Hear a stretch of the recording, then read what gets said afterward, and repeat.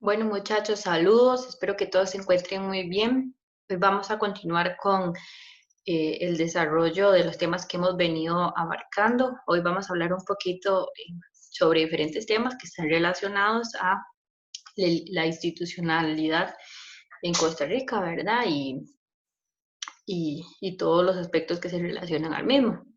El primer aspecto que vamos a ver es el relacionado a la abolición del ejército. En el acta número 178 que se firmó el 31 de octubre de 1949, aparece ya en la Constitución eh, el artículo que suprime el ejército como una institución permanente y se va a crear para sustituir al mismo la Policía Civil, que va a ser el encargado de resguardar el orden público. ¿Verdad? Que es lo que ya hoy día conocemos como la policía, ¿verdad? Y todas sus instituciones que forman parte de esta organización. Para el 11 de octubre de 1948, o sea, un año antes de que se firmara o que ya saliera el artículo en la Constitución, se va a dar el decreto número 749 que lo va a proponer la Junta Fundadora de la Segunda República, porque recordemos, ¿verdad?, que en este contexto nacional era cuando se estaba desarrollando, se desarrolló la Guerra Civil del 48 y pues a raíz de todo el conflicto y de que se expulsó al presidente, ¿verdad?, y todo lo que se dio, en este momento el que gobernaba era, o el que tenía el poder y fue el que organizó la Constitución, que todavía nos rige hasta hoy en día y todos estos aspectos, estaban a cargo de la Junta Fundadora de la Segunda República. Entonces, pues la idea original de la abolición del ejército surgió, ¿verdad?, a partir de esta junta. También es importante tener claro, ¿verdad?, que José Figueres Ferrer formó parte de esta junta fundadora, ¿verdad? Y es la persona a la que se le atribuye, eh, pues, gran parte de esta abolición, ¿verdad? Y pues a raíz de ya de la abolición propiamente del ejército, se va a dar el traspaso del cuartel Bellavista, que se va a trasladar a la Universidad de Costa Rica, y en lo que era el cuartel Bellavista se va a instalar el Museo Nacional, ¿verdad? Que ya hoy en día todavía funciona eh, las instalaciones del museo en este espacio.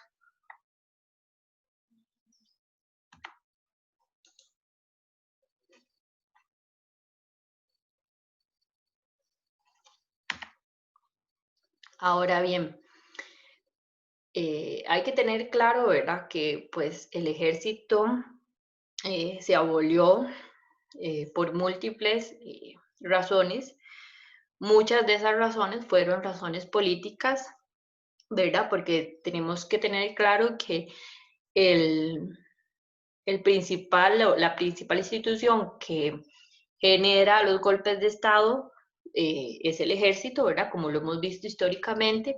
Y en el país se venían dando ya, anterior a este periodo, se habían dado múltiples golpes de Estado y pues cuando José Figueres Ferrer decidió eliminar o abolir el ejército junto con la Junta Fundadora, ¿verdad? También respondió a, a pues a estrategias de, de estos grandes, de estas grandes figuras políticas, ¿verdad? Pues pensando en que cuando ellos estén en el poder no les vayan a hacer lo mismo, no vaya a propiciarse un golpe de Estado, ¿verdad?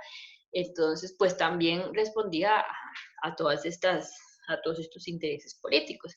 Sin embargo, aquí les voy a mencionar algunos beneficios que también dio la abolición del ejército en Costa Rica, que ya fueron beneficios para el resto de, de la población, ¿verdad? Entre los beneficios sociales podemos mencionar que los costarricenses de diferentes generaciones han crecido sin conocer los horrores de la guerra, ¿verdad? Pues ahora uno nada más lo estudia y lo que cuentan las personas que lo vivieron, ¿verdad? Y pues las historias que se relatan. Pues por ejemplo, alguna de las más importantes y más significativas que se dieron en el país fue esta esta guerra civil del 48, ¿verdad? Que a pesar de que la historia no lo cuenta tanto, ¿verdad? Y uno no conoce tanto, o pues por lo menos en la escuela no se menciona tanto, pues la guerra civil del 48, ¿verdad? Tuvo múltiples consecuencias a nivel social, hubieron muertes, hubieron muchísimas cosas, ¿verdad? Que uno no se imaginaría, ¿verdad? Que son propias de la guerra, pero que sí se dieron en el país. Y pues gracias a la abolición del ejército después de este conflicto, hoy en día no sabemos o no hemos vivido muchos en carne propia lo que son los efectos o las consecuencias de una guerra. Otra consecuencia, ¿verdad?, es que el país cuenta con metas de desarrollo social que no se ven interferidas por la inestabilidad que puede provocar una guerra, ¿verdad? Como sabemos, pues una guerra implica o tiene como consecuencias múltiples aspectos a nivel económico, social, ¿verdad? Y que no hemos tenido, ¿verdad?, que ver por lo mismo, ¿verdad? Porque no hemos tenido una guerra, entonces no, no hemos tenido este tipo de consecuencias. Otros beneficios a nivel político que podemos mencionar es que se legitimó el diálogo como medio de las vías institucionales y como la forma por excelencia para la resolución de conflictos, ¿verdad? Como vimos en clases anteriores, la importancia de la resolución de conflictos y cómo es el proceso del mismo, pero sabemos, ¿verdad?, que si tenemos diferencias o disparidades entre personas, por excelencia siempre se busca el diálogo y no se busca la represión, ¿verdad?, como sea en otros países por medio del ejército, como lo hemos visto, ¿verdad?, en los últimos tiempos en Estados Unidos, por ejemplo, con toda esta marcha de las personas negras, pues hemos visto, ¿verdad?, que muchas de las represiones de estas marchas se han dado por medio del ejército o del, de la policía, ¿verdad? En este caso, que tenemos claro que aquí en el país no se dan, ¿verdad? Otro, otra, otro beneficio, ¿verdad?, que se puede explicar de los beneficios, ¿verdad?, que, que significó la abolición del ejército, es que también se logró una mayor estabilidad en el escenario político nacional, como les mencioné anteriormente, eh, anterior al 48, que fue cuando se dio la guerra civil y cuando se aprobó la abolición, en el país se venían dando múltiples golpes de Estado que, que, que digo, no mantenían una estabilidad porque llegaba alguien al poder y rápido no estaban otros de acuerdo, entonces se gestaba un golpe de Estado, ¿verdad? Entonces se daba esta inestabilidad, pues ya hoy en día podemos hablar, ¿verdad?, que pensar en estos procesos de golpes de Estado y esta inestabilidad es prácticamente imposible, ¿verdad? Otro beneficio que podemos mencionar es a nivel económico. El dinero que otras naciones deben gastar en el ejército ha sido empleado en el Estado en diferentes proyectos.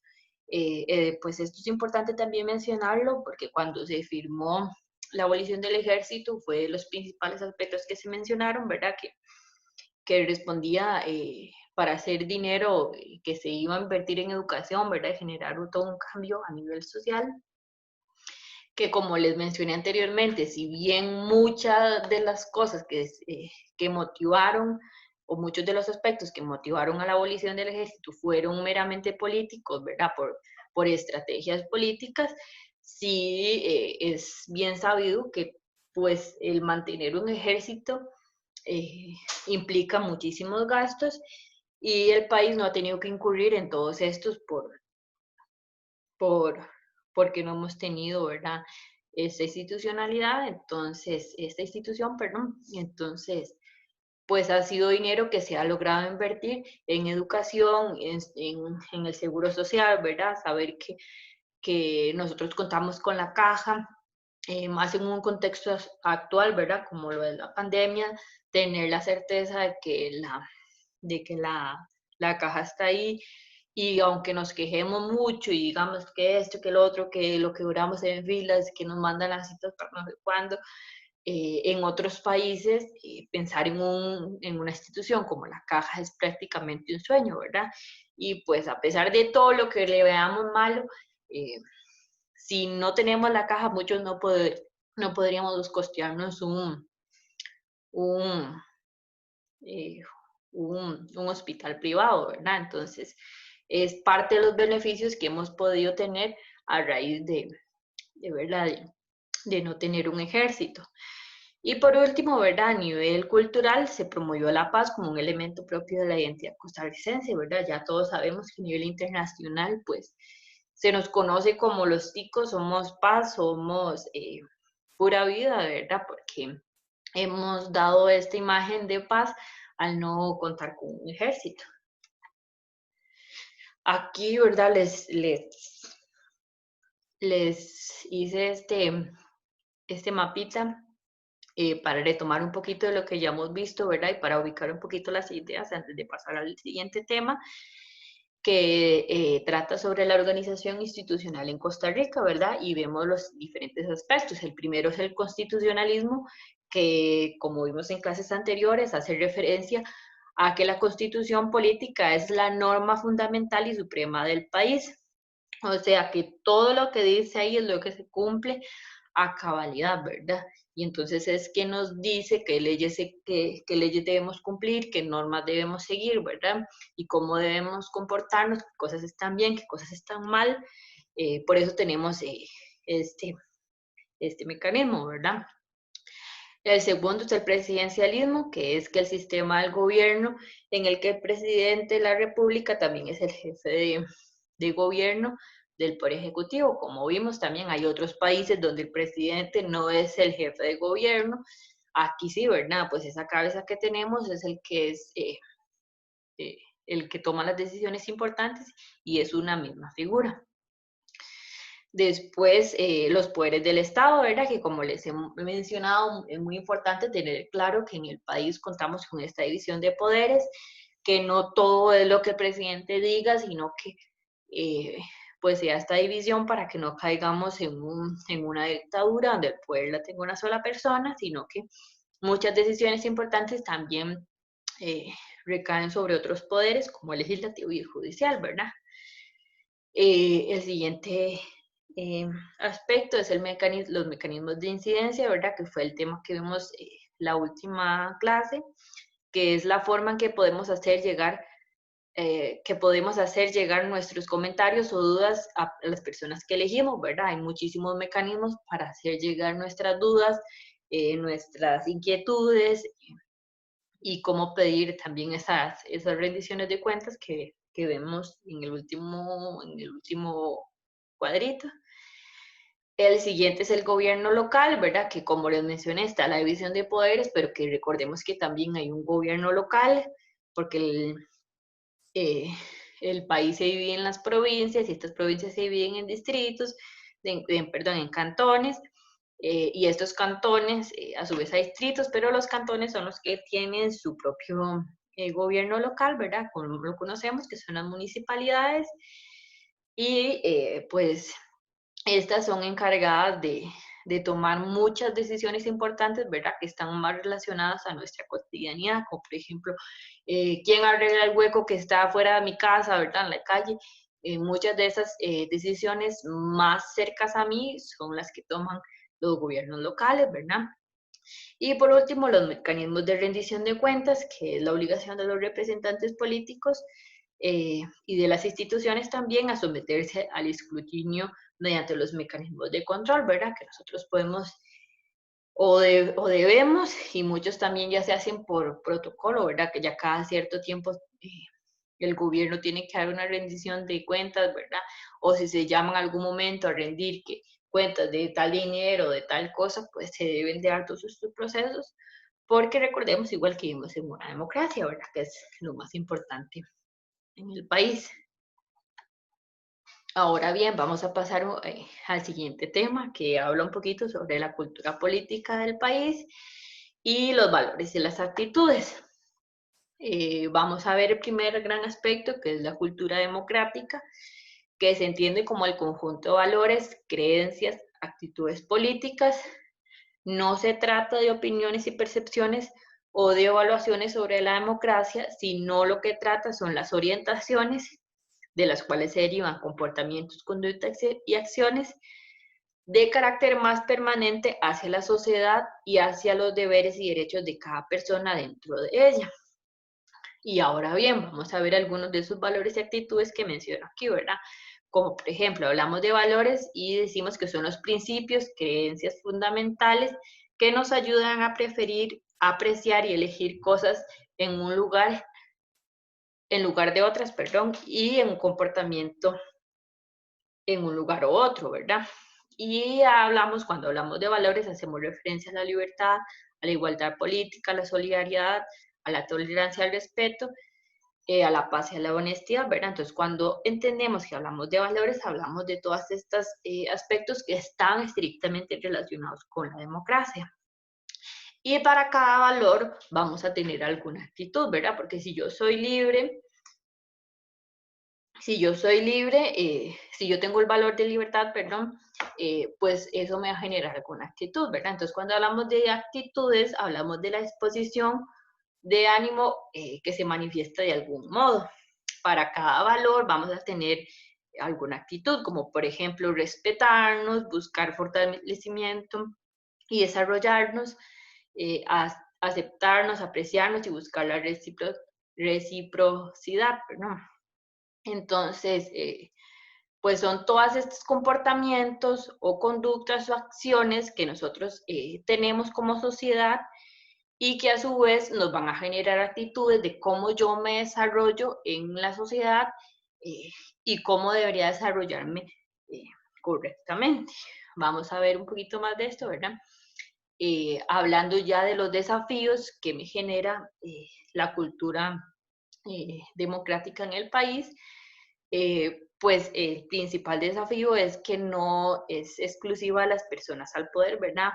O es importante aclarar, ¿verdad? Que cuando hablamos de cultura democrática, no es que decimos que solo deben de tener cultura los políticos, ¿verdad? O quienes nos orientan, sino que toda la sociedad debería tener una cultura democrática porque todos somos parte, ¿verdad?, de la organización política y pues al final, si nos están gobernando, perdón, cierto grupo de personas, es porque nosotros los elegimos, ¿verdad?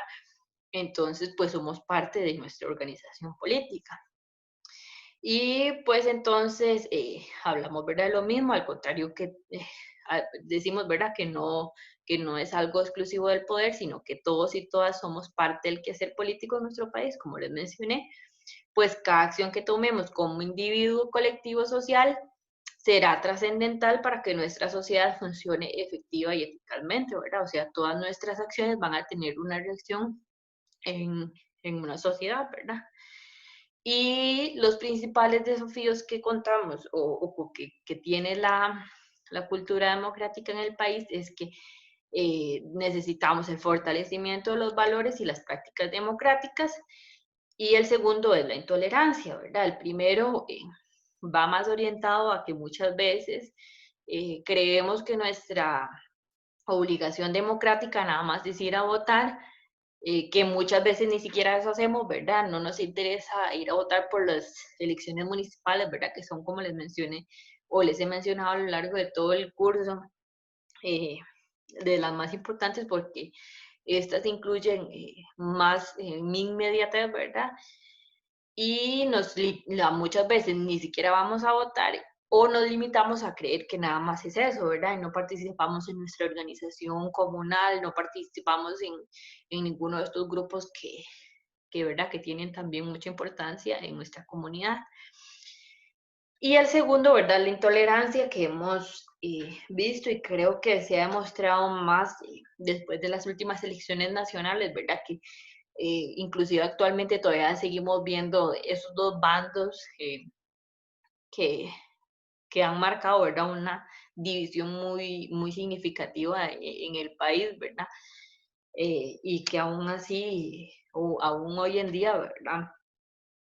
Sigue causando muchísimos conflictos, ¿verdad? Y muchísimas peleas, ¿verdad? Entonces aquí yo los invito a que reflexionemos, ¿verdad? en el contexto actual de la pandemia, los invito, ¿verdad?, que ustedes reflexionen cómo las redes sociales han permitido y han propagado la intolerancia al gobierno, a los migrantes, ¿verdad?, en general, a múltiples aspectos, que no hay ni siquiera que buscar mucho, ¿verdad?, sino con cualquier publicación que uno encuentre de algún tema relacionado a la pandemia, a algún migrante que se está atendiendo en la caja, o algún migrante que ingresó ilegal, o alguna decisión que tome el gobierno, o algún recorte que se va a hacer, o inclusive las medidas de higiene que se, que se implementan. Cualquier cosa que uno entre y lea en las redes sociales sobre estos temas, hay que leer el montón de comentarios, ¿verdad? Que, que denotan, ¿verdad?, esta intolerancia de las que les estoy mencionando, que ya vamos a ver en la diapositiva anterior, digo, en la diapositiva siguiente, perdón. Y, ¿verdad?, lo que debemos lograr o buscar en este proceso, ¿verdad?, fortalecer los valores y las prácticas democráticas y además ganar la disputa entre la tolerancia y la tolerancia, ¿verdad? Como les mencioné, fortalecer, ¿verdad? Incluir, formar parte de estos grupos, estar de la mano con la municipalidad, eh, crear más grupos y organizaciones dentro de la comunidad, promover estos grupos que son de recreación o de aspectos, ¿verdad?, que nos promuevan la economía, o sea, muchísimos aspectos que podemos formar parte desde nuestra comunidad, ¿verdad?, desde lo más cercano a nosotros, que favorezcan, ¿verdad?, y fortalezcan esta democracia en la que vivimos y también ganar esta disputa entre la tolerancia y la intolerancia, ¿verdad? Como siempre es nuestro trabajo, no solo como docente de cívica, sino como docente en general, pues lo que debemos generar nosotros en ustedes es que sean un poquito críticos, ¿verdad? Que no solo nos dejemos llevar porque es que sí, este gobierno no hace nada, o, o es que es culpa del presidente, ¿verdad? Yo creo que ya aquí hemos visto suficiente material para que ustedes comprendan cómo funciona la organización en el país, que no todo es el presidente, que muchas de las decisiones importantes se toman en la Asamblea Legislativa, ¿verdad? Que, que no todo es lo que el presidente diga y cuando diga, ¿verdad? Y como él diga, sino que, ¿verdad?, que hay toda esta división que está por debajo. Entonces, que ustedes también tengan esa potestad de que si ustedes, alguien en su familia no sabe y entonces ustedes les pueden explicar, también funciona así, estos también tienen tanto poder, ¿verdad? Y todos estos aspectos. Igual con los temas como, por ejemplo, mencioné aquí de los migrantes, ¿verdad? O sea, tener claro que, que, que es un tema muy difícil, ¿verdad? Y que ha dividido y ha generado conflictos, ¿verdad? Pero que ojalá ustedes tengan un poquito más de criticidad, ¿verdad? Y entender que son personas que son como usted o como yo y como cualquiera de nosotros que merecen respeto, que merecen pues nuestra solidaridad, ¿verdad? Y entonces generar, ¿verdad? Estos valores que son tan importantes como es la tolerancia, ¿verdad?, al otro. Y por último, ¿verdad? Quería en esta línea, ¿verdad?, de tolerancia, pues les quería finalizar mostrándoles algunos mensajes, como les mencioné, de lo que vemos en Facebook, que no hay que buscar mucho. Algunos de los mensajes que pude encontrar que atacan, ¿verdad?, al presidente. Algunos de ellos dicen, ¿verdad?, la peor plaga que tiene Costa Rica es ese montón de irresponsables, me imagino que es lo que quería poner, que apoyan al Partido Acción Ciudadana y que han cambiado el país por un bollo de pan añejo. Y así, ¿verdad? Como les digo, ustedes pueden leer ahí todos los que hay, ¿verdad? Vamos focas, aunque estén en la inmunda, aplaudan, recuerden el repertorio, todos juntos aplaudiendo, es como focas amaestradas, y así hay un montón más de comentarios, ¿verdad? En esta línea, insultando al Partido Acción Ciudadana o al presidente, y, ¿verdad? Esta última imagen que fue de la manifestación que se dio el día lunes, ayer, ¿verdad? Hoy que les estoy haciendo estos martes, en la que vemos los carteles que decía renuncia Carlos Alvarado, no es por voces por Costa Rica.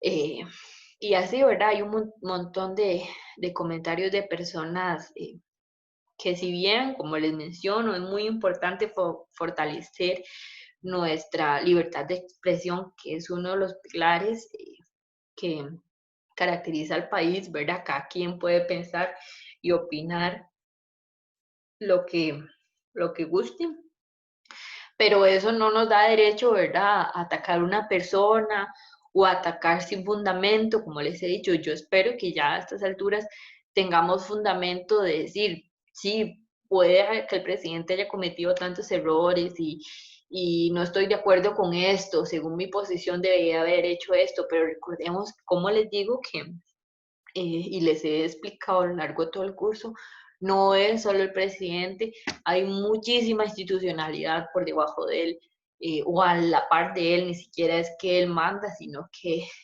él también tiene que guiarse o orientarse por lo que dicen otros. El, la Asamblea Legislativa, ¿verdad? Y todas las decisiones que se toman aquí, como les he mencionado a lo largo de todo el curso, pues es de las asambleas legislativas más polarizadas, ¿verdad? O más variada que hemos tenido, ¿verdad? Tenemos como mayor número diputados de otros partidos que no son del PAC. Además también están los ministerios y hay un montón más de organización por debajo que pues no tienen esa potestad, el presidente no tiene esa potestad directa sobre ello, ¿verdad? Entonces, debemos entender que no es solo atacar al presidente porque me cae mal y yo no voté por este, porque al final somos una unidad de país y lo que buscamos es dar soluciones y no solo atacar porque es que yo no quería que ganara Julanito, y entonces como yo no quería que ganara Julanito, entonces lo voy a atacar el todo el periodo en el que esté en la presidencia hasta que esté el que yo quería, porque vamos entonces a pasar, ¿verdad?, el tiempo que queda en este conflicto, ¿verdad?, y que se ha notado más en estas últimas elecciones, ¿verdad?, con la división tan grande que hubo y que todavía eh, se sigue viendo y se va a seguir viendo, ¿verdad? Y pues por eso la última reflexión que quiero para terminar el tema, ¿verdad?, es motivarlos a ustedes como ciudadanos, como estudiantes, ¿verdad?, a tener esta criticidad, no que se vayan a pelear en Facebook, ¿verdad?, sino que si ya ustedes conocen a alguien en su familia que, que tal vez no tenga conocimiento de cómo funcionan todos estos, ya ustedes tengan la potestad de poderles explicar, de decirles, sí, tal vez no estemos de acuerdo con esto que hizo el presidente, pero eh, hay cosas que también él no tiene potestad, ¿verdad? Y hay cosas que no dependen solo de él y ya ustedes tengan pues las herramientas para poderles explicar un montón de cosas, ¿verdad? Y evitar, ¿verdad?, toda esta intolerancia que se ha visto cada vez más en nuestra democracia, ¿verdad? Y bueno, yo creo que ya esto es todo por hoy. Espero que todos se encuentren bien, que que todo les haya quedado claro. Igual ya saben, cualquier duda, pregunta o consulta, nada más me escriben y yo con muchísimo gusto estoy para ayudarles.